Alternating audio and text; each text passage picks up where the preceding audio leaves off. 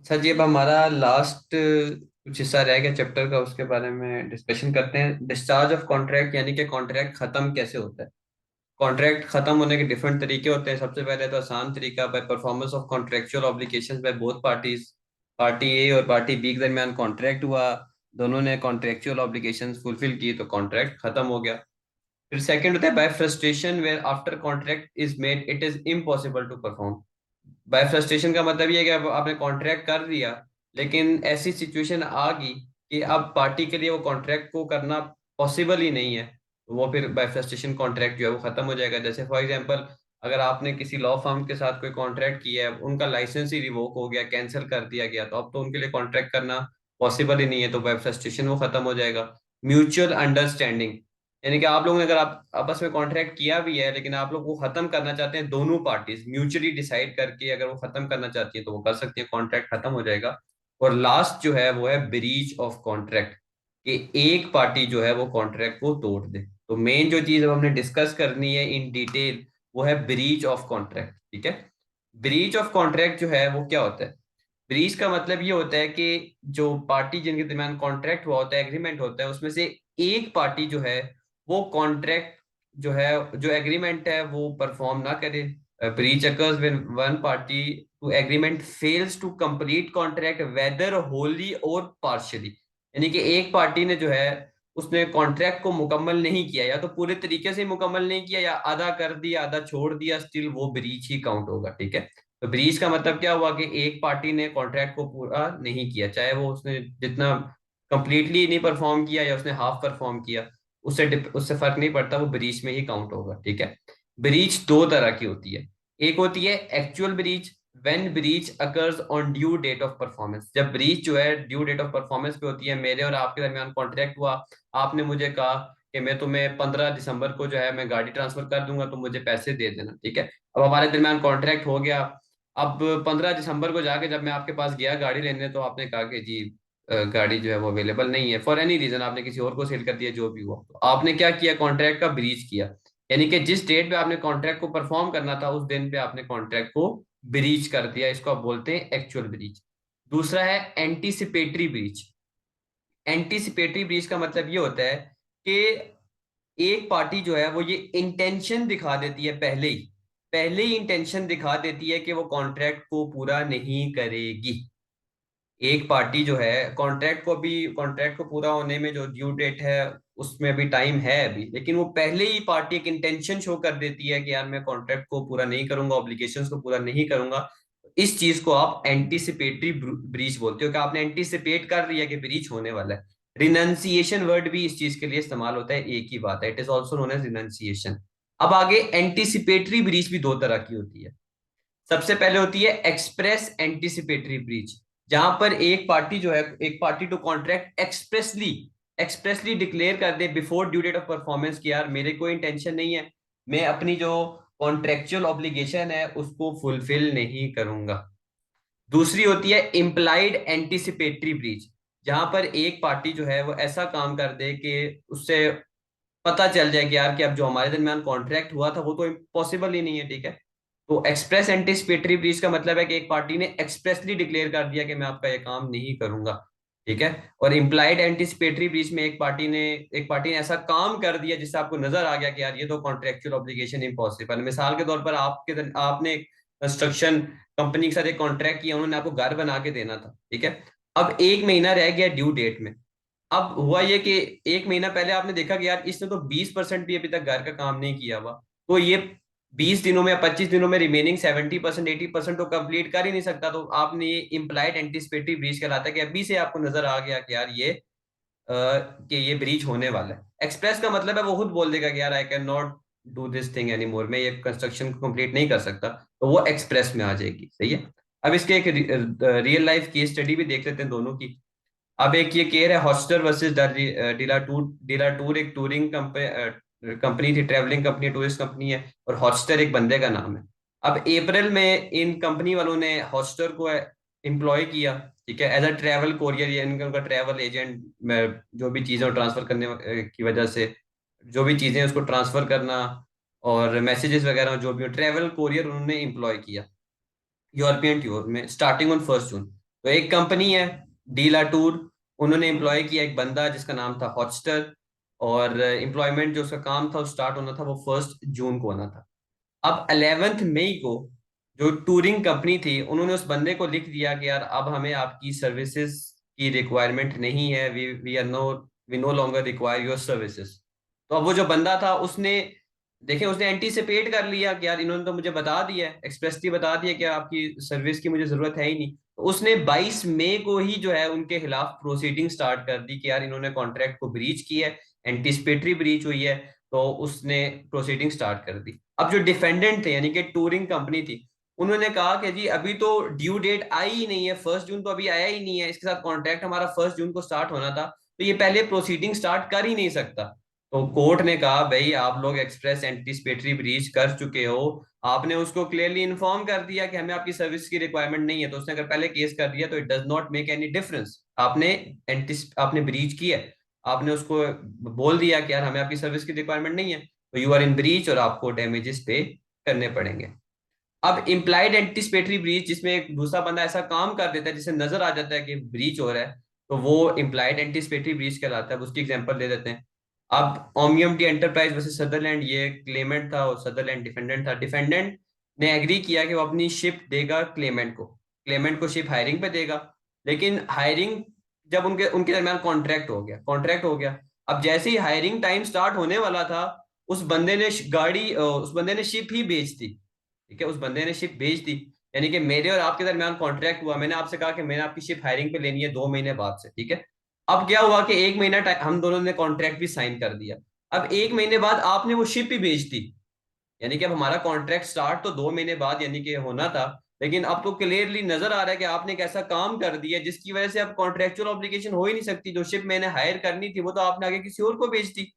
तो फिर आपने एंटीसिपेटरी ब्रीच की, आपने इम्प्लाइड एंटीसिपेटरी ब्रीच की, और जिसकी वजह से आपने कॉन्ट्रैक्ट को ब्रीच किया। और कोर्ट में जब ये बात गई तो फिर यही हुआ, कोर्ट ने कहा कि भाई आपने क्लियरली रेपुडिएट किया कॉन्ट्रैक्ट को, यानी कि रिजेक्ट किया। तो आपको जो है वो क्लेमेंट ने जो आपको सू किया है वो ब्रीच के लिए कर सकता था, ठीक है, और आपने उसको डैमेजेस पे करने। तो इन दोनों केसेस में जो डिफेंडेंट थे उन्होंने आर्ग्यूमेंट ये पेश की कि अभी तो due date of performance start ही नहीं हुई ना, तो ये पहले कैसे केस फॉरवर्ड कर सकता है। तो कोर्ट ने कहा भाई नहीं, एंटीसिपेटरी ब्रीच भी होता है जहां पर मतलब नजर आ रहा होता है, तो एक्सप्रेसली एक बंदा बता देता है या फिर उसके काम से ही पता चल जाता है कि कॉन्ट्रेक्चुअल ऑब्लिगेशन को होना जो है वो मुश्किल है, वो हो ही नहीं सकता, इम्पॉसिबल है। तो वो पहले भी सू कर सकता है आपको, ठीक है। दोनों केसेस में डिफेंडेंट ने यही जो है वो आर्ग्यूमेंट की थी। तो ये बेसिकली आपका एंटीसिपेटरी ब्रीच था। अब इसके इफेक्ट्स क्या होते हैं। अब एंटीसिपेटरी ब्रीच जो है does not automatically brings the contract to an end. Anticipatory breach जो है उससे कॉन्ट्रैक्ट ऑटोमेटिकली अभी खत्म नहीं होता। लेकिन जो इनोसेंट पार्टी है, यानी कि जो ज्यादती हुई है, जो कि इनोसेंट पार्टी है, उसके पास दो ऑप्शंस होते हैं। नंबर वन, कि वो ट्रीट करे कि जी कॉन्ट्रैक्ट खत्म हो गया और वो एक्शन सू कर दे, यानी कि प्रोसीडिंग स्टार्ट कर दे, एक्चुअल परफॉर्मेंस का वेट ना करे, जैसे कि हॉटस्टार ने किया था। उसका जो कॉन्ट्रेक्चुअल टाइम था उनके साथ वो 1 जून को स्टार्ट होना था, लेकिन उन्होंने 11 मई को उसको बता दिया कि यार हमें तुम्हारी सर्विसेज की रिक्वायरमेंट नहीं है। उसने 22 मई को ही जो है ना अपनी प्रोसीडिंग स्टार्ट कर दी। एक काम तो वो ये कर सकता है कि जी बस ट्रीट करे कॉन्ट्रैक्ट खत्म हुआ है, और वो एक्शन के लिए जो है उनको सू कर दे, डैमेजेस के लिए प्रोसीडिंग्स उनके खिलाफ स्टार्ट कर दे। सेकंड ये है, elect to treat the contract as still valid, यानी कि वो अपनी तरफ से कहे कि जी कॉन्ट्रैक्ट वैलिड है, अपनी साइड का जो हिस्सा है ना वो कंप्लीट करे, complete his side of bargain, अपनी साइड का हिस्सा जो अपनी ऑब्लिगेशन है उनको मुकम्मल करे, और फिर जो दूसरी साइड है उसको सू कर दे फॉर पेमेंट। अब ये कॉन्ट्रैक्ट भी फिर कैसा होना चाहिए कि जिसमें एक बंदे ने काम करना है, दूसरे बंदे ने पैसे देने। इस किस्म के कॉन्ट्रैक्ट में अगर वो अगर वो दूसरा बंदा आपको रिजेक्ट कर देता है कि कॉन्ट्रैक्ट मतलब ब्रीच कर देता है कॉन्ट्रैक्ट के मुझे आपकी सर्विसेज नो लॉन्गर रिक्वायर्ड है, तो आप क्या कर रहे हैं। पहला काम तो ये है कि आप कॉन्ट्रैक्ट को कैंसिल ट्रीट करें और अभी से जो है वो डैमेजेस क्लेम कर लें। दूसरा काम आप ये कर सकते हैं कि आप अपने हिस्से का जो कॉन्ट्रेक्चुअल ऑब्लिगेशन थी वो करें, और दूसरे बंदे को पेमेंट के लिए सू कर दें। उसकी रियल लाइफ एग्जांपल है 1961 की, कि मैकग्रेगर एक बंदा था, उसने क्लेमेंट्स यानी कि जो बंदे थे उनको हायर किया कि यार आप लोग जो है ना एडवर्टीजमेंट का काम करो, लेटर बिन्स जो हैं उन पे एडवर्टीजमेंट करनी है, मैं अपनी करनी है, तो आप एडवर्टीजमेंट लेटर बिन्स पे करो, वो हमने लोकल अथॉरिटी को सप्लाई करनी है। मैकग्रेगर ने कॉन्ट्रैक्ट किया, ठीक है, वाइट एंड कार्टर के साथ। अब हुआ ये कि पहले तो कॉन्ट्रैक्ट हो गया मैकग्रेगर और वाइट एंड कार्टर का। मैकग्रेगर ने कहा कि ये जो जितनी भी लिटर बिन्स लगी हैं सिटीज में, इनमें आपने हमारी एडवर्टीजमेंट करनी है। तो कॉन्ट्रैक्ट हो गया। अब डिफेंडेंट जो था यानी कि मैकग्रेगर था, उसने ये कॉन्ट्रैक्ट कैंसिल कर दिया और क्लेमेंट्स को कह दिया कि यार कॉन्ट्रैक्ट को आप कैंसिल कर दो, मैं आपको पैसे नहीं दूंगा, ठीक है, हमारा कॉन्ट्रैक्ट कैंसिल है। अब क्लेमेंट्स ने आगे से रिफ्यूज कर दिया, यानी कि जिन लोगों ने एडवर्टीजमेंट करनी थी लिटर बिन्स में, उन्होंने रिफ्यूज किया कॉन्ट्रैक्ट को। उन्होंने जो है वो अपनी साइड का सारा काम किया। उन्होंने लेटर बेस पे वो एडवर्टीजमेंट किए और फिर उन्होंने सू कर दिया पेमेंट के लिए, जो कि ओरिजिनली उनके कॉन्ट्रैक्ट में डिसाइड हुई हुई थी कि आप एडवर्टीजमेंट करें, हम मैं आपको इतने पैसे दूंगा, मैकग्रेगर ने कहा था। तो व्हाइट एंड कार्टर ने क्या किया, उसने कहा कि जी मैं आपको पैसे नहीं देता। व्हाइट एंड कार्टर ने दूसरा वाला काम ये किया कि अपनी तरफ से कॉन्ट्रैक्ट को वैलिड ट्रीट किया, अपने साइड का हिस्सा, अपने साइड का काम उसने किया, एडवर्टीजमेंट की, और बाद में जितने पैसे जो उसने देने थे उसके लिए सू कर दिया। कोर्ट में बात चलेगी। तो कोर्ट ने कहा कि the claimants are not obliged to accept the defendant's reputation. इसका मतलब होता है रिजेक्शन। कि क्लेमेंट्स यानी कि जिन लोगों ने एडवर्टीजमेंट करनी थी वाइट एंड कार्टर, वो ऑब्लाइज्ड नहीं है, वो पाबंद नहीं है कि दूसरे ने कहा कि जी कॉन्ट्रैक्ट कैंसिल है तो उस पर वो पाबंद नहीं है। उन्होंने अपने साइड का काम किया जो कि कॉन्ट्रैक्ट में उन्हें कहा गया था, और उन्होंने अपनी एग्रीड प्राइस के लिए क्लेम किया, तो आप उन्हें अपनी एग्रीड प्राइस पे करो। ठीक है। तो ये एग्जाम्पल है, दो केसेस हैं एंटिसिपेटरी ब्रीच को ट्रीट करने के। अब हमने ब्रीच ऑफ कॉन्ट्रैक्ट देख लिया। ब्रीच ऑफ कॉन्ट्रैक्ट में एक था एक्चुअल ब्रीच, यानी कि actual due date of performance पे जब आप ब्रीच करो तो उसको आप एक्चुअल ब्रीच बोलते हैं। तो आप टाइम इंतजार करोगे, जिस दिन कॉन्ट्रैक्ट को पूरा होना था उस दिन कॉन्ट्रैक्ट पूरा नहीं हुआ, आपने वेट किया, फिर आपने सू कर दिया अगली पार्टी को ब्रीच के लिए। या फिर एंटिसिपेटरी ब्रीच होता है कि आप पहले से ही आपने एंटिसिपेट कर लिया कि ये करने ही वाला है, तो आप एडवांस में ही आपने प्रोसीडिंग स्टार्ट कर दी। ठीक है। तो एंटिसिपेटरी ब्रीच होता है, उसमें आगे एक्सप्रेस और इम्प्लाइड होता है। एक्सप्रेस में बेसिकली एक्सप्रेसली अगर अगला बंदा डिक्लेयर करते हैं कि मैं आपका काम नहीं करूंगा, तो वो एक्सप्रेस हो जाता है। और एंटिसिपेटरी इम्प्लाई में होता है कि उसका वो एक ऐसा काम कर देता है या जिससे नजर आ जाता है कि कॉन्ट्रेक्चुअल ऑब्लिगेशंस को फुलफिल करना इम्पॉसिबल है। अब हम आते हैं रेमिडीज पे, सॉल्यूशंस पे, कि अगर एक बंदा ब्रीच कर देता है तो उसके क्या सोल्यूशन होते हैं। तो जो मोस्ट कॉमन सोल्यूशन होता है वो होता है डैमेजेस पे करना। ठीक है। अदर डैमेजेस के अलावा भी अदर इक्विटेबल रेमेडीज हैं, जो कि हमने बात की थी क्लास 1 में, कि इक्विटी में डैमेजेस के अलावा भी कुछ होता है, कोर्ट डिसाइड करती है सॉल्यूशंस। उन पे भी हम अभी बात करेंगे, लेकिन जो मेन है ज्यादातर चीजें वो डैमेजेस के हवाले से। डैमेज जो है वो कॉमन लॉ रेमेडी है। रेमेडी का मतलब होता है सोल्यूशन। जब कोई ब्रीच ऑफ कॉन्ट्रैक्ट करता है तो उसको डैमेजेस मिलते हैं। ठीक है। डैमेजेस जो है वो मॉनिटरी एक अमाउंट होती हैं। डैमेजेस का मकसद होता है कंपनसेशन प्रोवाइड करना, प्यूनिटिव नहीं होते। प्यूनिटिव वर्ड का मतलब होता है पनिशिंग नहीं होते। यानी कि अगर मैंने कॉन्ट्रैक्ट ब्रीच किया तो इसका मतलब ये नहीं है कि मैं पनिश कोर्ट पनिश करेगी दूसरी पार्टी को, नहीं। इसका मकसद ये है कि इनोसेंट पार्टी को कंपनसेशन करना। अगर मेरे और आपके दरमियान कॉन्ट्रैक्ट हुआ है और मैंने कॉन्ट्रैक्ट तोड़ दिया और आपको $4,000 का नुकसान हुआ है, तो ऐसा नहीं है कि आप मुझे $10,000 के लिए क्लेम करेंगे, नहीं। आपका $4,000 का नुकसान हुआ है तो मैं आपको वो कंपनसेशन प्रोवाइड करूंगा। तो डैमेजेस का मकसद क्या होता है, कंपनसेशन देना, पनिशमेंट देना नहीं होता। ठीक है। अब दो वर्ड्स यहां पर यूज हुए हैं, लिक्विडेटेड डैमेजेस और पेनल्टी क्लॉज। ठीक है। लिक्विडेटेड डैमेजेस का मतलब होता है genuine pre estimate, genuine pre estimate. और पेनल्टी क्लॉज जैसे वर्ड से ही पता चल रहा है कि कोई पेनल्टी लगी हुई है, पेनल्टी में वही पनिशिंग एलिमेंट आ जाता है। अब लिक्विडेटेड डैमेज ये होता है कि आपने, आपके और मेरे दरमियान कॉन्ट्रैक्ट हुआ, कॉन्ट्रैक्ट में हमने पहले से ही एक अमाउंट डिसाइड कर ली कि अगर कॉन्ट्रैक्ट में अगर ब्रीच हो गया तो आपने मुझे ब्रीच ऑफ कॉन्ट्रैक्ट पे इतने डैमेजेस पे करने। ठीक है। When a contract provides for the payment of fix sum on breach, it may either be liquidated damages clause और पेनल्टी क्लॉज। अब आप और मैंने जो अमाउंट डिसाइड की है कि अगर कॉन्ट्रैक्ट जो है वो ब्रीच हो जाएगा तो जो इनोसेंट पार्टी है उसको इतने डैमेजेस मिलने चाहिए, पैसे मिलने चाहिए। अब जो वो पैसे हैं, फॉर एग्जांपल हमने $5,000 डिसाइड किया, अब वो जो $5,000 है ना, अब वो कोर्ट डिसाइड करेगी कि क्या ये वाकई लिक्विडेटेड डैमेजेस है, यानी कि एक जेन्युइन एस्टिमेट है कि इतना ही लॉस हुआ है और ये कंपनसेशन इतनी ही बननी चाहिए, या पेनल्टी क्लॉज है, या आपने जरूरत से ज्यादा जो है ना दूसरी पार्टी को पनिशमेंट की तरफ ले गए। ठीक है। तो ये फर्क है लिक्विडेटेड डैमेजेस और पेनल्टी क्लॉज में।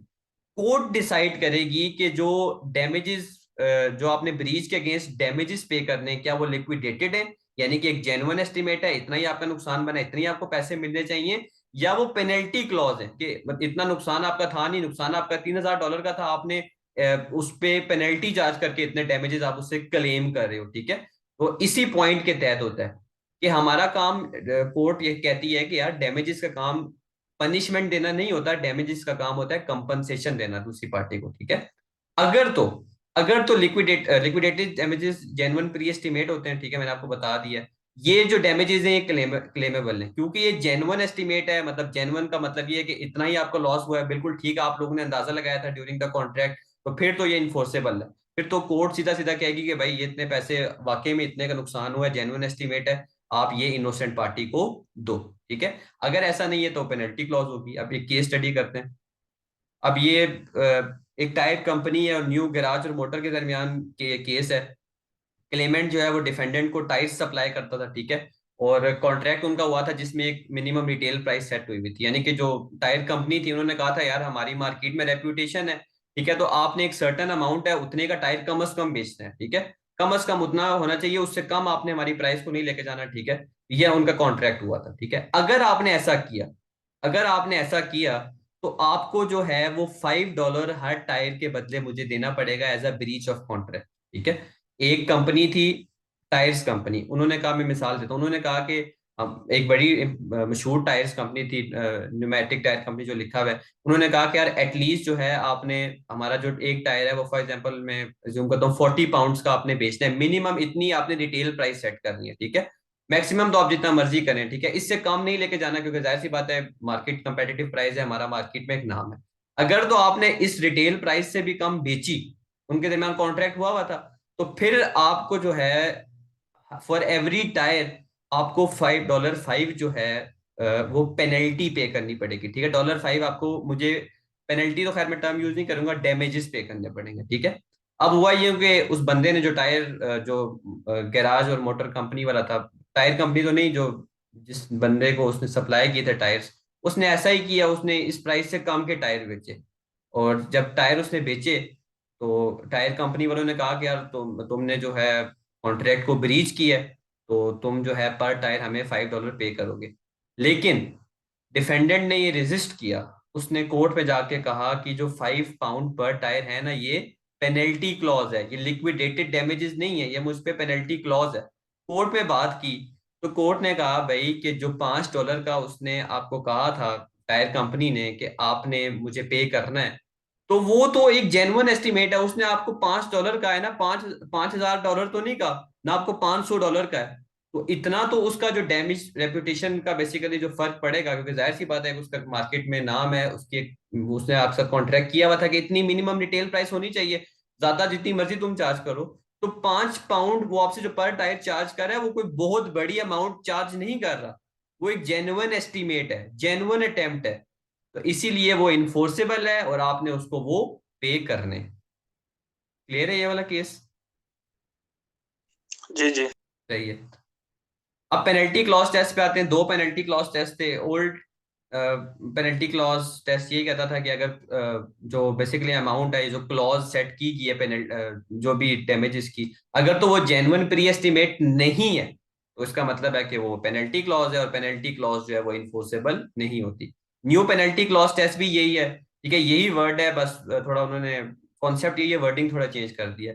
The new test is whether the clause is a secondary obligation which imposes a detriment, which is a detriment का मतलब होता है loss, which is all out of proportion, which is all out of proportion to the legitimate interest of innocent party. If so, it will be penal and therefore in unenforceable. तो इसका मतलब ही basically यही है कि अगर आप ऐसा loss आपका हो गया, लेकिन अगर आप जो है अमाउंट इतनी चार्ज कर रहे हो जो कि आउट ऑफ प्रोपोर्शन है, यानी कि मतलब इतना बनता ही नहीं है, ठीक है, इतना तो बनता ही नहीं है, मतलब इनोसेंट पार्टी का तो इतना नुकसान हुआ ही नहीं है, लेकिन वो आपसे इतना चार्ज लॉस लॉस की अमाउंट या वो डैमेजेस इतना चार्ज कर रहा है जो कि आउट ऑफ प्रोपोर्शन है, तो वो तो पीनल होंगे, यानी कि वो लिक्विडेटेड डैमेजेस नहीं होंगे, वो पेनल्टी होगी, और पेनल्टी क्लॉज अगर है तो वो इन्फोर्सेबल नहीं है, ठीक है।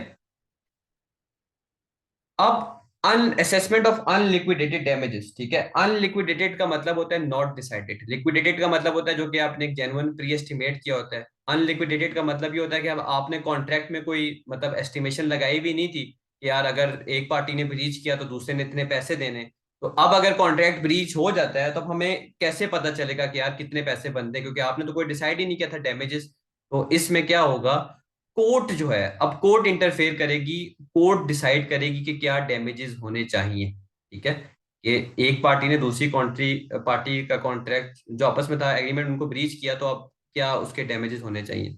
अनलिक्विडेटेड डैमेज का मतलब होता है वो डैमेजेस जो कि आपने डिसाइड ऑलरेडी नहीं किए हुए थे। ठीक है, आपको अब नहीं पता कि कितने अमाउंट बनती है डैमेजेस की, तो अब कोर्ट डिसाइड करेगी। ठीक है, दो चीजें कोर्ट कंसीडर करेगी इस चीज को डिसाइड करते हुए कि डैमेजेस की अमाउंट क्या होनी चाहिए। Number one, remoteness of loss.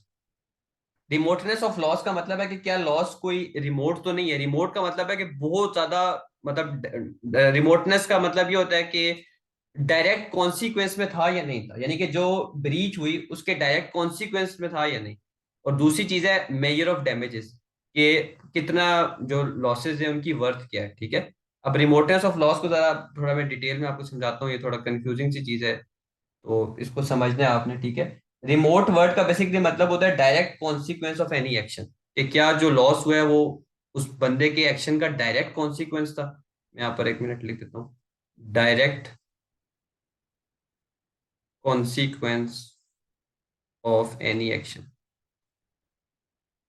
या वो लॉस रिमोट था, यानी कि उस बंदे के एक्शन की वजह से डायरेक्टली वो लॉस इनकर्ड हुआ है। ठीक है, इसको आप रिमोट बोलते हैं आसान लफ्जों में। मेजर ऑफ डैमेज का मतलब ये होता है कि डैमेजेस की वर्थ क्या है, कितने पैसे होने चाहिए। अब रिमोटनेस ऑफ लॉस पे पहले डिस्कशन करते हैं और दो केस स्टडीज से इसको समझेंगे।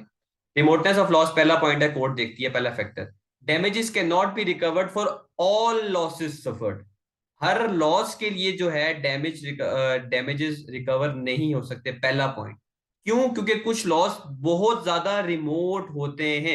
बहुत ज्यादा रिमोट का मतलब ये है कि वो बेसिकली डायरेक्ट कॉन्सिक्वेंस नहीं होते, वो दूर, टू रिमोट का मतलब है दूर दूर से रिलेटेड नहीं होते। अगर मैं शॉर्ट वर्ड्स में बताऊं कि दूर दूर तक वो रिलेटेड नहीं होते। ठीक है, अब लॉस कब रिमोट नहीं होगा, a loss is not too remote, not है यानी कि कब रिमोट नहीं होगा, यानी कि कब आप वो रिकवर कर सकते हो। ठीक है, if it arises naturally from the breach, अगर दूसरी पार्टी के ब्रीच की वजह से डायरेक्टली वो लॉस लॉस हुआ है, नेचुरली वो लॉस हुआ है, तो तब वो लॉस टू रिमोट नहीं होगा। अगर तो वो टू रिमोट हुआ तो वो रिकवरेबल नहीं है, लेकिन अगर वो टू रिमोट नहीं हुआ तो फिर वो रिकवरेबल है। और टू रिमोट कब नहीं होगा? नंबर वन, जब वो डायरेक्ट कॉन्सिक्वेंस होगा। ठीक है, डायरेक्टली जो ब्रीच हुई है उसकी वजह से डायरेक्टली अराइज हुआ होगा, नेचुरली उस ब्रीच की वजह से अराइज हुआ होगा, तब वो नॉट टू रिमोट होगा। अभी केस स्टडी से भी पढ़ेंगे। Number two, it may reasonably be suppose to within the contemplation of parties at the time they made the contract as a probable result of a breach। contemplation word का मतलब ये होता है कि जब कॉन्ट्रैक्ट हो रहा हो तो पार्टी के माइंड में क्या ये बात थी बैक ऑफ द माइंड कि अगर मेरे से ब्रीच होगी तो ये भी नुकसान हो सकता है। इस चीज को आप कॉन्टेम्पलेशन कहते हो। तो दो चीजें अगर हो तो लॉस टू रिमोट नहीं होगा। नंबर वन, अगर वो आप एक जिस पार्टी ने ब्रीच किया उसके ब्रीच की वजह से डायरेक्टली नेचुरली वो लॉस अगर अराइज हुआ है तो वो नॉट टू रिमोट है, वो रिकवरेबल है। और दूसरा आप ये चीज देखते हो कि ड्यूरिंग द कॉन्ट्रैक्ट, कॉन्ट्रैक्ट करते हुए आप ये एजम्पशन इस्तेमाल करते हो कि क्या क्या पार्टीज के माइंड में था कि अगर मेरे से ये ब्रीच हो गया, बैक ऑफ द माइंड उनके था कि ये प्रोबेबल है कि ये नुकसान या ये डैमेज हो सकता है। ठीक है, अगर तो जिस पार्टी ने ब्रीच किया उसके माइंड में ये पहले से था, यार अगर मेरे से ब्रीच हुआ तो मे बी ये भी उसका नुकसान हो सकता है, कॉन्टेम्पलेशन का मतलब ये होता है, तो फिर तो वो रिकवरेबल होगा। अगर ऐसा नहीं था तो वो रिकवरेबल नहीं होगा। अब केस स्टडी से जो है ना इस चीज को मजीद अंडरस्टैंड करते हैं, इस पे ग्रिप लाते हैं। अब पहला केस है हेडली वर्सेस बैक्सेंडेल। हेडली क्लेमेंट है, बैक्सेंडेल डिफेंडेंट है। क्लेमेंट जो था हेडली, उसकी एक मिल थी, उसके मिल का एक पार्ट जो था वो ब्रोक हो गया था, टूट गया था। उसने कॉन्ट्रैक्ट किया बैक्सेंडेल यानी कि डी का मतलब डिफेंडेंट है उसके साथ, कि तुम जो है ये पार्ट जो है मुझे डिलीवर कर दो, मेरी मिल का पार्ट टूट गया। अब डी ने क्या किया कि उसने डिले कर दिया। जिस टाइम पे उनका कॉन्ट्रैक्ट हुआ था, तो डी ने वो टाइम डिले कर दिया, यानी कि वो पार्ट काफी टाइम बाद मिला उसे। ठीक है, डिले आ गया इन डिलीवरिंग। और उस डिले की वजह से क्या हुआ कि क्योंकि पार्ट नहीं था, मिल चल नहीं सकती थी, तो मिल जो है वो जरूरत से ज्यादा बंद रही। जरूरत से ज्यादा बंद रहने की वजह से, ठीक है, तो वो जो काम नहीं हो पाया, उसको काफी लॉस ऑफ प्रॉफिट्स हुए उस डिले की वजह से। तो सिंपल केस ये था कि हेडली की एक मिल थी, उसके मिल में एक पार्ट था वो ब्रोक हो गया, उसने कॉन्ट्रैक्ट किया ब्रेक्सेंटेल के साथ कि मुझे ये पार्ट जो है वो लंदन में बेच दो। ठीक है, अब जो ब्रेक्सेंटेल था उसने टाइमली वो पार्ट नहीं भेजा, डिलीवरी में डिले हो गया। डिले की वजह से मिल जो है वो बंद रही। मिल बंद रही तो उसमें काम नहीं हुआ, काम नहीं हुआ तो जो उस दिन में काम करके वो प्रॉफिट कमा सकता था वो प्रॉफिट नहीं कमा सका। ठीक है, अब उसने क्लेम कर दिया हेडली ने कि इसकी डिलीवरी में डिले की वजह से, ठीक है, क्या हुआ, डिलीवरी में डिले की वजह से मुझे ये नुकसान हुआ। ठीक है, तो अब हेल्ड क्या हुई, कोर्ट ने क्या कहा? कोर्ट ने कहा D did not know that mill was in operable without the part and while he was directly responsible for delay itself, that stoppage was not a natural consequence of delay in transportation. She would have had a spare part and did not alert D to the fact that mill would be inoperable until the new part was made. Accordingly, D was not liable for the loss of profit. ये बड़ी गौर से आपने सुनना है। सी ने उस पर case कर दिया कि इसने डिलीवरी में डिले किया है, तो इसकी डिलीवरी में डिले होने की वजह से मुझे प्रॉफिट्स जो है वो लॉस हो गए, तो उसने वो लॉस ऑफ प्रॉफिट्स क्लेम कर दिया। कोर्ट ने क्या कहा? कोर्ट ने कहा पहली बात, ये जो डिफेंडेंट था उसको तो पता नहीं था कि यार ये जो पार्ट आपने मंगवाया है उसकी वजह से मिल जो है वो इनऑपरेबल हो जाएगी। ठीक है, हाँ वो रिस्पॉन्सिबल था, वो रिस्पॉन्सिबल था कि उसने पार्ट जो है वो आपको 2-3 दिन बाद भेजा है, वो डिले उसमें आ गया। लेकिन उसको ये तो आइडिया नहीं था ना कि इस अगर ये पार्ट नहीं होगा तो आपकी मिल चलेगी ही नहीं। ठीक है, और दूसरी बात कोर्ट ने कही कि उसको आपने ये भी अलर्ट नहीं किया, कि उसको तो ये नहीं पता था कि यार अगर मैंने ये पार्ट टाइमली डिलीवर नहीं किया तो मिल इनऑपरेबल होगी, और ना आपने उसको बताया। तो इसी वजह से उसकी कॉन्टेम्पलेशन में नहीं थी ये चीज, उसकी कॉन्टेम्पलेशन में ये चीज नहीं थी। तो जो नॉर्मल नॉमिनल जो लॉस होगा बेसिकली वो रिकवरेबल होगा, यानी कि जो डिले इन डिलीवरी था नॉमिनल डैमेजेस कुछ थोड़े बहुत, लेकिन जो आप लॉस ऑफ प्रॉफिट्स की बात कर रहे हैं कि उस डिले में वो आप रिकवर नहीं कर सकते। उसकी रीजन क्या थी? उसकी रीजन ये थी कि जो आपने डी को डिफेंडेंट को ये नहीं बताया था कि अगर आपने टाइमली मुझे पार्ट नहीं भेजा तो मेरी मिल नहीं चल पाएगी, मिल चल नहीं पाई तो मुझे प्रॉफिट्स का लॉस होगा। अगर तो आपने उसको ये बताया होता तो वो उसकी कॉन्टेम्पलेशन में होता, उसको पता होता। अगर उसको पता होता और फिर वो डिले करता तो फिर आप उससे लॉस ऑफ प्रॉफिट भी क्लेम कर सकते थे। लेकिन अभी इस सिचुएशन में उसको अवेयरनेस नहीं थी, उसको नहीं पता था, तो वो लायबल नहीं होगा आपको लॉस ऑफ प्रॉफिट के डैमेजेस देने के। क्लियर है बात? जी जी। नहीं है। अब इसी की तरह का एक और केस है, अब उसमें देखिएगा बड़ा इंपॉर्टेंट केस है, ये भी रिसेंट केस है। Victoria laundry versus Newman industry. एक लॉन्ड्री थी, उसको एक बॉयलर चाहिए था to enlarge it plant. Boiler जो है वो बड़ा सिलेंड्रिकल टाइप बड़ा सा होता है, वो चाहिए था। There was delay in delivery of the boiler. अब बॉयलर की डिलीवरी में डिले हो गया, and as a result delivery में डिले होने की वजह से लॉन्ड्री को क्या नुकसान हुआ, लॉन्ड्री वाले को यानी कि विक्टोरिया लॉन्ड्री वाले को क्या नुकसान हुआ? Number one, a normal trading profit from delay in bringing the new plant into use। यानी कि जो नॉर्मल जो अगर वो प्लांट जो है या बॉयलर उसका लगा होता तो उस बॉयलर को इस्तेमाल करते हुए जो भी वो काम कर रहा होता उससे जो प्रॉफिट उसे आ रहा होता, वो एक तो उसको उसका नुकसान हो गया जो कि पार्ट लेट आने की वजह से हुआ। दूसरा, an extra large profit on certain government contracts. Government ने से कुछ कॉन्ट्रैक्ट्स दिए हुए थे, और क्योंकि अगली पार्टी ने वो बॉयलर जो था जो प्लांट का पार्ट था मेन पार्ट पार्ट था वो उसने लेट पहुंचाया, तो उन्होंने उनको ये भी नुकसान हुआ कि यार बहुत सारा प्रॉफिट उन्हें गवर्नमेंट कॉन्ट्रैक्ट से मिल सकता था, तो वो भी नुकसान में हो गया, वो भी उनको नुकसान हो गया।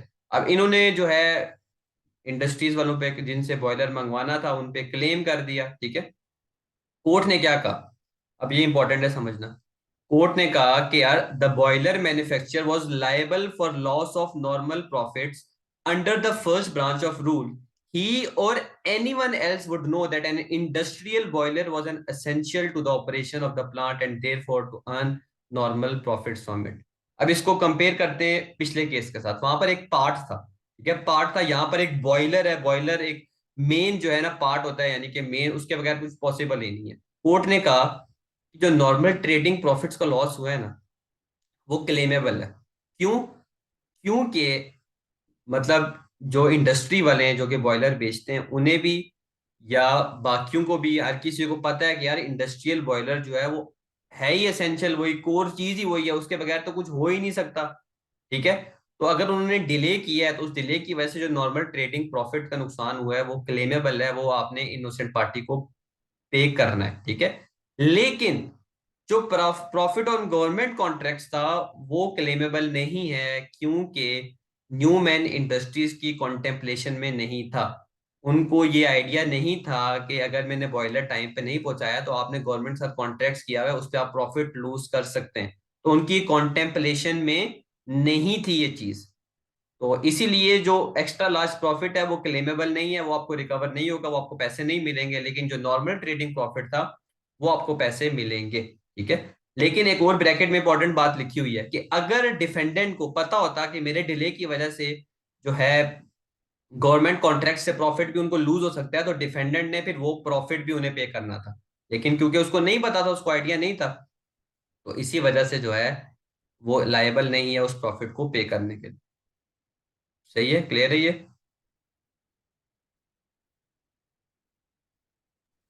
जी जी।